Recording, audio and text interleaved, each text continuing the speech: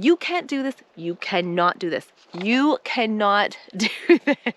You cannot off-grid homestead with 2 small boys by yourself in the middle of nowhere with no cell phone service and no utilities. You cannot do this. Hi guys! So it has been a while since we've taken a walk in the woods, and it has been a really long while since we've taken a walk in my woods on the off-grid property in North Idaho. This is my official I'm back and we're starting over video. I'm super excited. I did post a how to make easy peel eggs for Easter video just to kind of rip the band-aid off and get into doing videos again, and I was shocked at the replies and messages you guys sent me, like how many people actually just stayed in there and said, hey, I knew you were going to be back, and they were, yeah, thank you guys. I'm like super overwhelmed by that in a lot of ways you can't even imagine.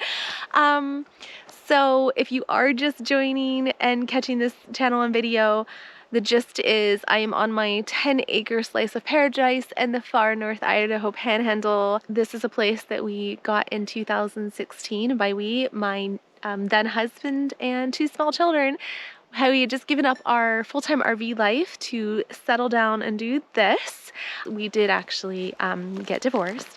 We are still friends and on good terms, and I'm gonna steer clear of some of those details for you guys simply out of respect for Tom's privacy.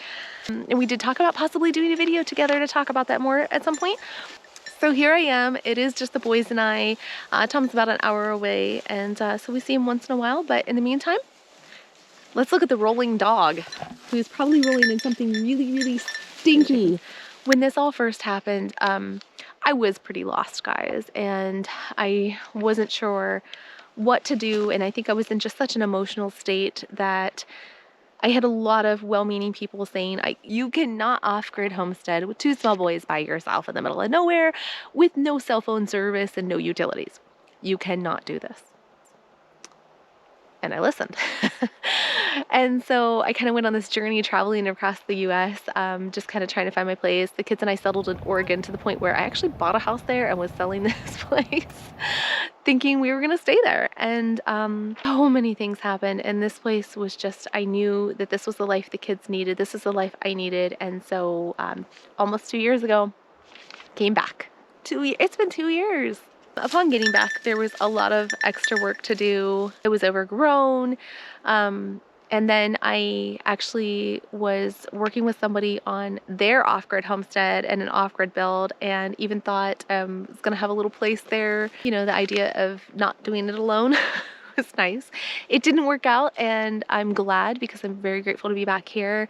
I do, of course, have a little bit of regret of putting so much time and effort into that place, but I also learned a lot. Helped build a house and learned about everything except for the foundation that goes into building a house. And so, and an off-grid house at that, and an off-grid water system, and like all these things, I learned so much. So it was definitely an educational experience. And now here I am, we're back here, just working, chipping away at every little thing that we can do to make this our little off-grid paradise that we've always wanted it to be. And I have never been more convinced that this is the life for the kids and I, and I'm so happy and excited to be here. My life, let me show you this real quick. Oh, he sees it. There's a giant hole in the ground. I mean, you can see, like, yeah, it's probably a rabbit. I want to say rabbit. So, anyways, I get sidetracked. This is why I can't walk and talk through the woods, because there's so many things I see that I want to like look at and point out to you guys. It's bad. Like this. Like, isn't this cool? I love it. It's so cool.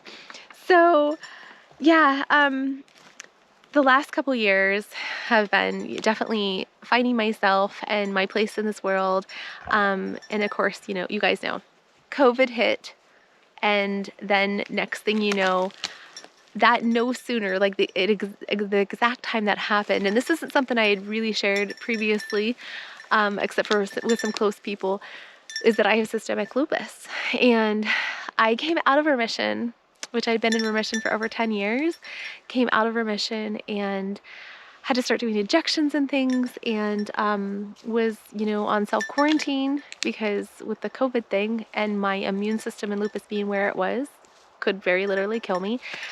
It was just, whew. So in so many ways, just now feeling like life is getting back to normal, and I'm very excited about that. I'm very excited about all the things to share with you guys that's to come on the property and what we're going to be doing, homesteading and off-grid. Been having a heavier presence on Instagram, so definitely hop over there and check me out. Just starting out on TikTok. I keep telling everybody I'm too old for TikTok. That's a tough one. But while there's all these challenges, and like one of the things that happened too is like my son had surgery. I mean, there's been so many things in the last couple of years that have happened. But all of that is finally behind us. We've turned a corner.